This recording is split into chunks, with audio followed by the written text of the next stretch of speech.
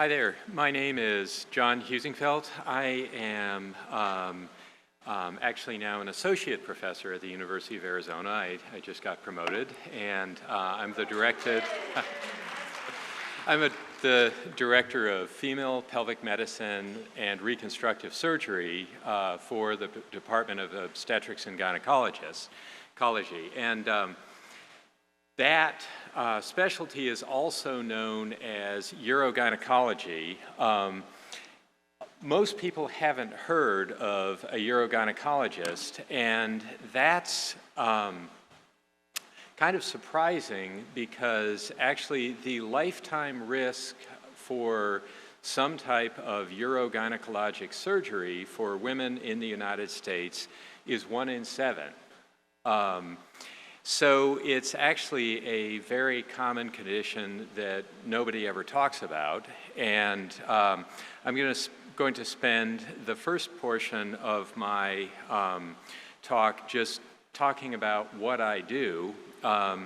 As you can guess from the fact that I was invited to speak here, and I'm very thankful for that invitation. These disorders are more common in women with EDS.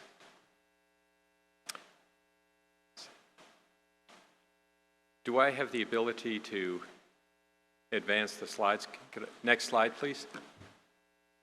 I have no relevant disclosures. I have no industry relationships. Next slide. So my specialty is full of topics where there's controversy, and I'm fond of telling people that if you get 3 gynecologists in a room, you will get 5 different opinions on any subject. And one of the things that I do with my patients is I really try to be very, very clear on what I'm telling them is scientific fact, or at least supported by research, versus what is my opinion. I certainly don't avoid giving my opinion, but I try to be very clear on what is science and what is opinions.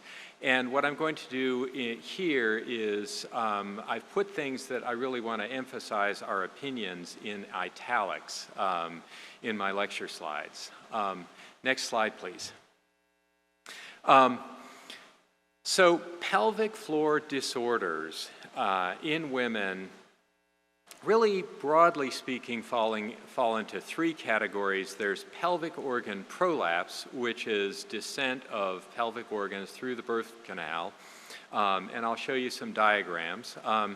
Urinary incontinence, and then some forms of pelvic pain also. Next slide, please.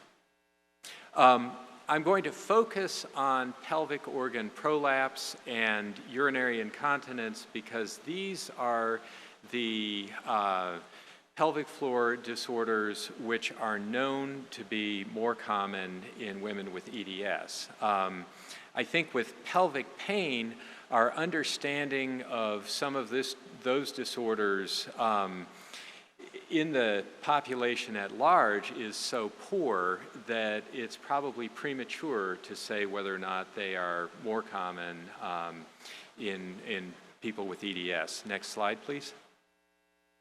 So prolapse refers to descent of pelvic organs through the birth canal.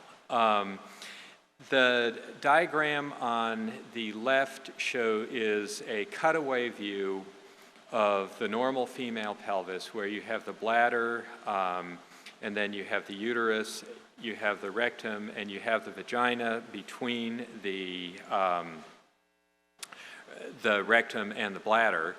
And on the right is a condition called cystocele, where the bladder weakness in the anterior wall of the vagina allows the bladder to descend to the point where it can be felt at the outlet. Sometimes it protrudes beyond the vaginal outlet. It's uncomfortable, and it also, as you can imagine from looking at this diagram, it causes problems with urination because part of the bladder is below the bladder outlet and liquids don't flow uphill. Next slide, please. So on the opposite side of the birth canal, you can get a tear in the back wall of the vagina, which is supporting the rectum, and that can allow the rectum to prolapse through. This is very, very common because any of you who have given birth or have been present when somebody else gives birth knows that that's exactly what the baby's head is bumping up against during the birth process. That's where people tear frequently. That's where women frequently have to be stitched up after childbirth. So that's a very common condition. Next slide, please. Then the third condition is uterine prolapse, where the uterus comes down to the point where the cervix sometimes actually protrudes outside the vaginal canal. In reality, I purchased these diagrams for this talk because I felt they were a good way to explain these conditions. The reality is that these conditions don't occur in isolation. Almost everybody who has uterine prolapse also has bladder prolapse. And if you look at that middle diagram, you can see that if you look at the diagram on the left and look at the diagram in the middle, the relationship between the uterus and the bladder has changed there. And the reality is that doesn't really happen because the bladder is attached to the uterus, and when the uterus comes down, it brings the bladder with it. Next slide, please. The last condition I wanted to show was in a woman who has had a hysterectomy, you can get what's called vaginal vault prolapse. One of the things that is important to know is that hysterectomy is not a cure for uterine prolapse. Because if you have someone with uterine prolapse and you do a hysterectomy, you just get vaginal vault prolapse in very short order. Next slide, please. So what causes pelvic organ prolapse? Well, there's two things. One is damage to connective tissue, and that's usually stretching and tearing during the birth process, and then exacerbated by age-related changes. The other thing is that you get, particularly again through childbirth, you get nerve damage and loss of muscle strength in the pelvis. Next slide, please. So it's the damage to connective tissue probably which is most responsible for the fact that I'm giving this lecture, because it's very clear that there is an increased prevalence of prolapse and related disorders in women who have Ehlers-Danlos syndrome. Next slide, please. So, I want to talk a little bit about treatment. Basically, there are three options. There is physical therapy, which can improve the muscle strength and tone, sometimes to the point where it compensates for damage to connective tissue. So people sometimes with early prolapse, particularly if it's not very severe, by doing specialized pelvic floor exercises, they can actually become asymptomatic. There are a variety of surgical procedures with or without artificial mesh. We'll talk about those in a moment. And then there are devices called pessaries, which are worn inside the vagina, as is shown in this diagram here. Next slide, please. So here are some examples of surgical procedures for pelvic organ prolapse. This would be an hour-long talk in and of itself, and I don't want to get bogged down here, but For women who want to retain the uterus, it's possible to support the uterus with a strap, which is then attached to a ligament at the base of the spine. Here it looks like it's attached to the bone. It's not. There's a tough ligament there that forms a good support. The trick is, because the uterus and bladder usually come down together, it's not very effective to, I'm sorry, somebody was holding up a sign for me there, but I can't see it. Did you have a, yeah, I'm watching, I can see that.